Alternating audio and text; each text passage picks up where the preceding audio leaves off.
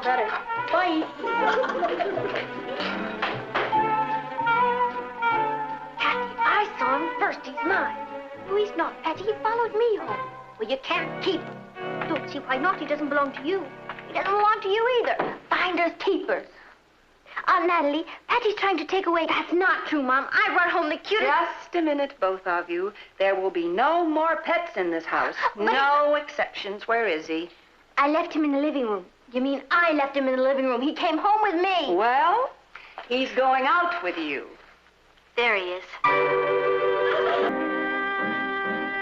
very happy to meet you, Mr. Calmir. Please call me Cal. Cal is from Bukanistan. It's near India. Well, you are very welcome here. You are most gracious. This is the first home I have ever been in. Oh, you mean in America? I mean ever. Back home, don't you live with your parents? I am an orphan. I live with my uncle. It must be wonderful to have this kind of privacy. At home, 50 of us live under one roof. 50? Sometimes more. My country is a very poor one. I came over here to learn things so that I can help my people when I return. That's beautiful. Cal is here to learn American know-how. That's one of our best exports. How do you like America so far? Very, very much. The people are so warm. I see. Oh, that must be the cleaners. Oh. This is the first money I have ever handled. You mean the first American money? The first money ever. I mean, we are not allowed to handle money. Excuse me. How did you make out in your exams yesterday? I did well in some subjects. In others, what do you say, goofed. We have a lot in common. I'm terrible in school. The most difficult subject for me is American history. We are having a test on Friday. I was hoping perhaps we could stuff together. Stuff together? Well, you know, squeeze. Oh, you mean cram? Oh, that's it, cram. I'll help you, Cal. Who's going to help you? I know more about American history than she does. She's been brought up in Europe. I've had the advantage of living in Brooklyn Heights all my life. Would you like to stay and have dinner with us, Cal? Please do. I make very good potato pancakes. I would enjoy that very much. But unfortunately, tonight I cannot. I must be with my uncle. Then come another night. You come as often as you like. I'll see you to the door. I'll walk you home. It's about time. Where did you walk him to, Bukanistan? Cousin dear, this is a free country. As one of our great American presidents said, if you can't stand the heat, stay out of the kitchen. It's my kitchen. Cal came here today to see me. Then why did he walk home with me? Because you threw yourself at him. Maybe I did, but he caught me. I'm doing you a favor. Cal's not your type. And exactly what type is he? Well, he's dark and dreamy looking. That's my type. He needs someone who can teach him American customs. That's me. I'm as American as apple pie. Oh, and what am I? A wet crumpet. You should have heard him, Martin. He's never had any money in his life. He lives in a place with 50 people, and yet he doesn't feel one bit sorry for himself. All he kept talking about was going back to his country and helping his people. Sounds like quite a boy. He is. He's beautiful and very serious-minded. He came to this country to learn American customs. And which one of you two is helping him to learn? I am. Oh? Oh, don't look at me. I'm just the referee. Is this what they mean by the eternal triangle? I'll have to meet this boy. I didn't think the two of you were attracted to the same type. A dreamboat is a dreamboat in any language. I'd like to help him if we could. He lives with an uncle, and he didn't say much, but I get the feeling that the uncle is pretty strict with him. Well, if he has a financial problem, I might be able to get him a job on the paper after school. Could you, Uncle Martin? We'd appreciate that. Who's we? Calmir and I. I'll check and see if we have an opening for a copy boy. I could make him a loan. He couldn't afford your rates. You know something? I hope Cathy gets him. That's a terrible thing to say to your own sister. It's a silly thing to say. Why, it isn't as though Cathy and Patty are competing for him. No, of course not. No, of course not.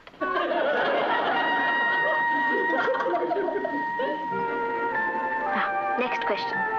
The Louisiana Purchase was made in? 1803, December 20th. Very good. Next. Who followed President Arthur? Mrs. Arthur? What I had in mind was President Cleveland. I know. Grover.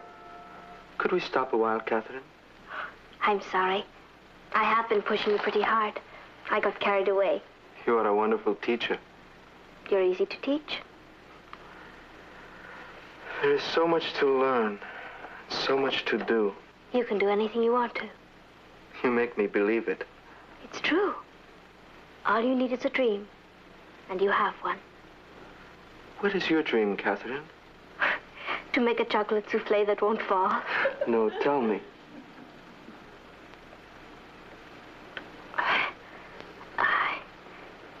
I'm full of dreams.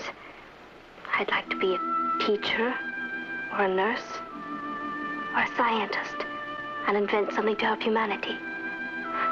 When I was a little girl, I used to dream of doing some great deed and having a city named after me.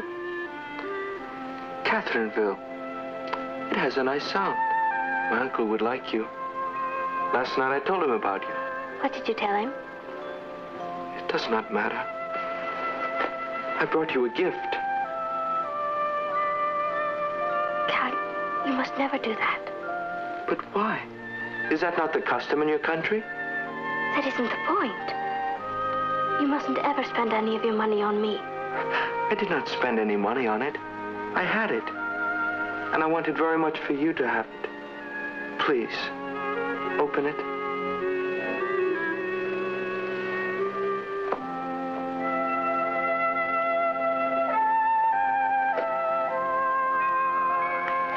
It's beautiful. Do you really like it? Very much. To make a lovely paperweight.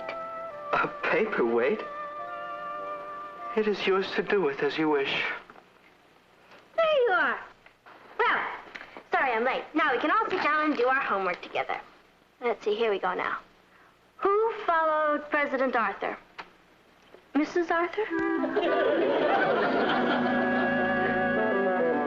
Hey, that's pretty. Where'd it come from? Cal brought it. No, it looks like a real emerald. Except that if it were, it'd be worth about $100,000. Well, it can't be worth $100,000. I just got him a job as a copy boy on the Chronicle. That's wonderful. Oh, Natalie. Unless I'm crazy, this real emerald is a real emerald. That's impossible. What'd you say this boy's name was? Kalmir Prakashamand. Cal... Oh, no. Have you heard of him? Heard of him? My new copy boy is the Crown Prince of Buchanistan. Cal, he couldn't be. Why not? Because he had lunch here and I used my old silver. He said he was poor. He said he lived in a place with 50 servants. And he never handled money because... He had an equerry to take care of little details like that. His uncle is General Sarika, the United Nations delegate from Buchanistan. I did an interview with him last week. Whose uncle is General Sarika? Your friend Cal. He's the Crown Prince of Buchanistan. What? Holy moly. My Cal is a crown prince? Well, I don't know whose Cal he is, but he's a prince, all right. Oh, I'll get that. Guard it with your life. He never told me.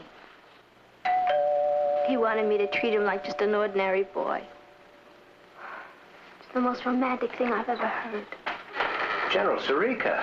Mr. Lane, I'm very sorry to intrude without notice, but the matter is urgent. Yes, well, I know why you're here, General, and I assure you they had no idea the emerald was genuine. Emerald? Yeah, it's right in here. General Sarika, may I present Mrs. Lane, my daughter Patty. I'm very happy to meet you, General. Your nephew has spoken of you. I have come on behalf of His Highness, the Crown Prince of Buchanistan, to bring a proposal of marriage Oh, Mom. to your niece, Catherine. Cathy? Are you sure you got the message right? I'm Patty. Both our names end in Y. It's very easy to make a mistake. There is no mistake. I'll get Cathy. Don't anybody dare say a word until I get back. I don't know what to say, General. This comes as something of a shock. I'll say. His Highness is very impulsive, but once his mind is made up, he does not change it. If your niece will have herself in readiness at noon tomorrow, a limousine will pick her up and bring her to the embassy, where the marriage contract will be signed. Will that be convenient? I'm afraid not. Another time would be more convenient? Yes, about 5 years from now. General Sirica, Cathy is 16 years old. I have pointed that out to His Highness. He said he has nothing against older women. Older? In our country, the brides are usually younger. Your Highness. Cathy, this is General Sirica. Now, the General has come here... I know. Aunt Natalie told me. Calmer sent you. His Royal Highness has asked me to convey to you his deep feelings for you and assurances that he will do everything in his power to see to your future happiness. He said that? Well, now, this is all very flattering, and we certainly appreciate the honor, General, but... Your niece will be given a dowry of £1 million. She will have her own staff of servants, motor cars, a summer palace and a winter palace. A summer palace and a winter palace? Oh, General, I'm afraid... The marriage ceremony will take place in Buchanistan in 10 days. No, it won't. Now, please tell the Prince there is not going to be any ceremony. General Sirica, you must realize that American customs are a little different. But surely these customs are the same all over the world. Well, not in this case. His Royal Highness has picked the wrong girl. I mean, Cathy is not even out of high school yet. Surely you don't believe that she's going to leave her home and travel halfway around the world to live in a foreign country with the Crown Prince. Well, tell him, Cathy. Yes.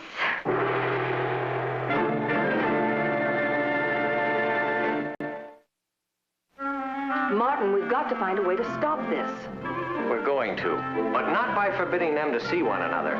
We've got to be very careful that Cathy doesn't get hurt. We can't afford to offend Calmer. I mean, he's the head of a country, remember? How could I forget it? Why couldn't they have brought a cat home? What? Nothing. Hadn't we better send Kenneth a cable? And say what? Congratulations, you're going to be a father-in-law? Now, don't worry, Natalie. Believe me, Cathy will not go through with it. She's far too sensible. You mean she's too sensible to turn down a handsome young prince whom she loves, £1 million, a summer palace, a winter palace... Wait a minute. Whose side are you on? There's a lot to be said for the other side, Martin. And besides, Cathy loves Cal. How does she know who she loves? She's only 16. I married you when I was 17.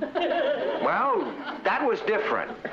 I mean, Cathy is attracted by the glamour, the fantasy of being a princess and ruling a country. It's storybook stuff. It does sound glamorous, doesn't it? Well, it's not going to sound so glamorous after I finish talking to her. I'm going to point out a few of the grim realities. She's going to be living in an underdeveloped country where there's a very high rate of poverty and living conditions are appalling.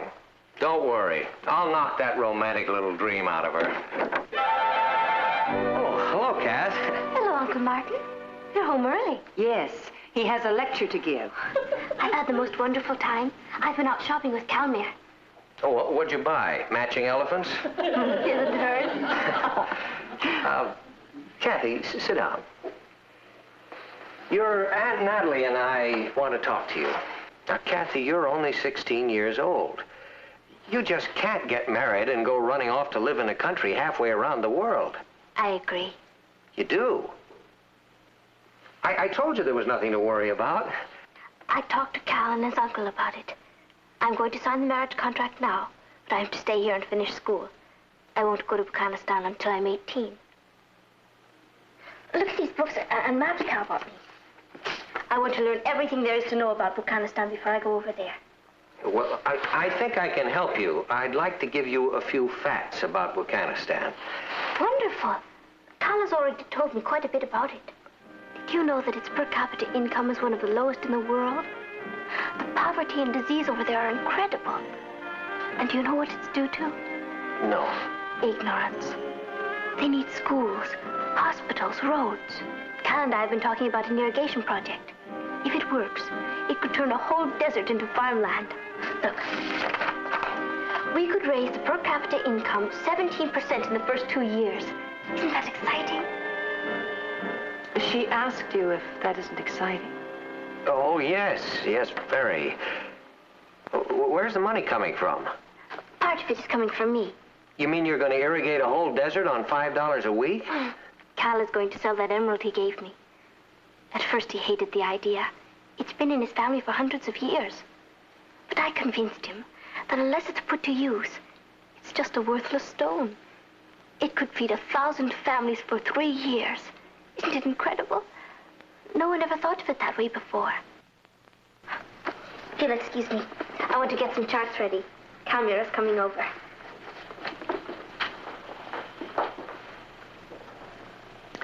Well, you sure talked her out of her romantic little dream. What are we going to do now? Cable Candy's going to be a father-in-law. Come in.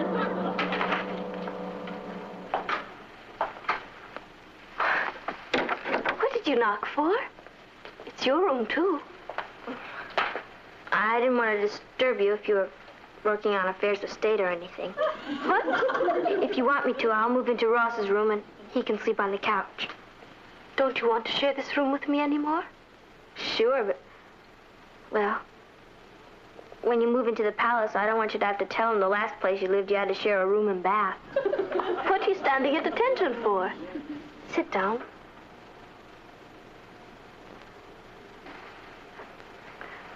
When do you sign the marriage contract? Friday? Gee, only 3 more days as a civilian. What do I call you? Princess or Your Highness? Is that what's worrying you? Patty, I love you. You call me Cathy, you silly idiot. Or better yet, Cat. You mean it? Certainly. I'm the good princess. Can I come and visit you at the palace? You'd better. I'll be dying of homesickness. No, you won't. You'll be too busy ruling everything. You'll have a suite of your own, and you can stay as long as you like. Cal doesn't have any brothers, does he? He has 7. 7? Bingo! Anybody home at the palace? Just up play, girls. Is Cal here? He stopped by to drop off a gift. You know, we have to find some way to make him stop giving these expensive gifts. I suppose so. Look.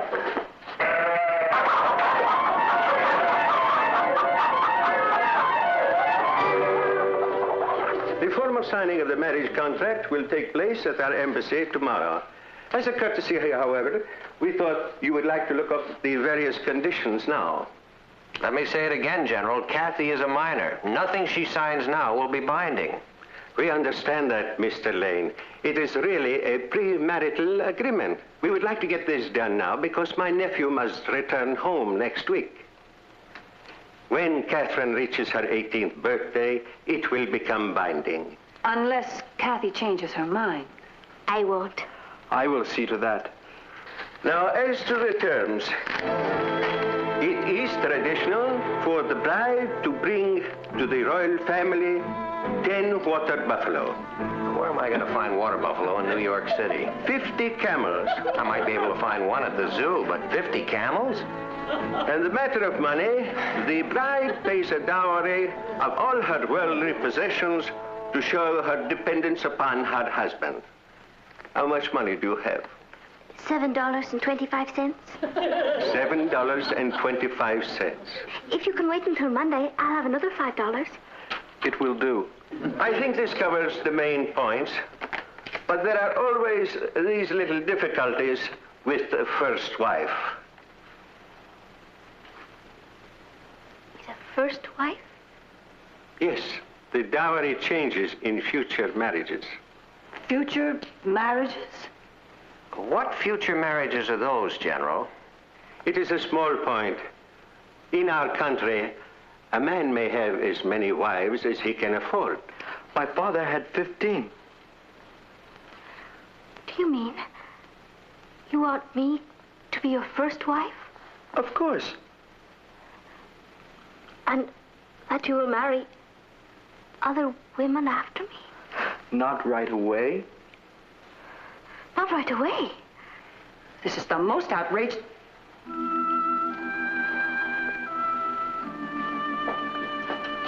Why didn't you tell me this before? Well, I just took it for granted you knew. It is a way of our people. But it's not my way. When I get married, it's going to be for keeps. For keeps? To one man, with one wife. Me. It is nothing to get excited over. Different countries, different customs. You will get used to this. I don't intend to try. You don't mean you're refusing to marry me? You'd better find a girl when you get back home. In America, girls like it our way better. One to a customer. This is such a little thing. I do not understand. I will explain it to you in the limousine. I'm afraid there is nothing more to talk about. Just to say goodbye. Catherine, perhaps if we discussed this, you would change your mind. No. Good luck with the irrigation project. Thank you.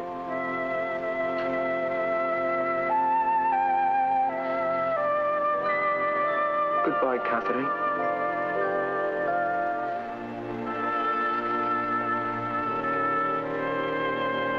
I'm so sorry, Cathy.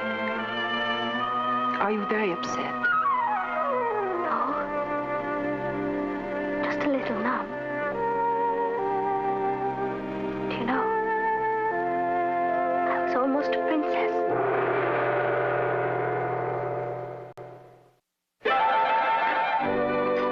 So where's Cathy? She's getting dressed. She'll be right down. Oh. Patty, has she said anything to you about, Calmere? Mm-hmm. No. The first few weeks were pretty rough, but I think she's all right now. I'm not. Boy, I could have been living in a palace. She doesn't talk about it much. She hasn't been going out at all. Can't you get her interested in something? Or somebody? I try. She just likes to be by herself. Well, maybe you could try just a little harder, huh? Sure. Good morning. Hello, dear. Kath. Well, what do you girls have planned for tonight? Richard and I are going bowling. Would you like to join us, Kath? No, thank you, Patty. I think I'll stay in and write some letters. Why don't you go, Cathy? You haven't been out one night in the last 6 weeks. I guess I'm just not ready yet.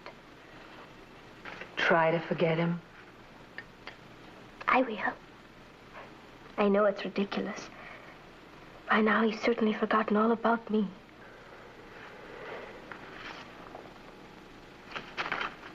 Cathy? From Buchanistan. What is it? Look at the postmark. It's from Catherineville.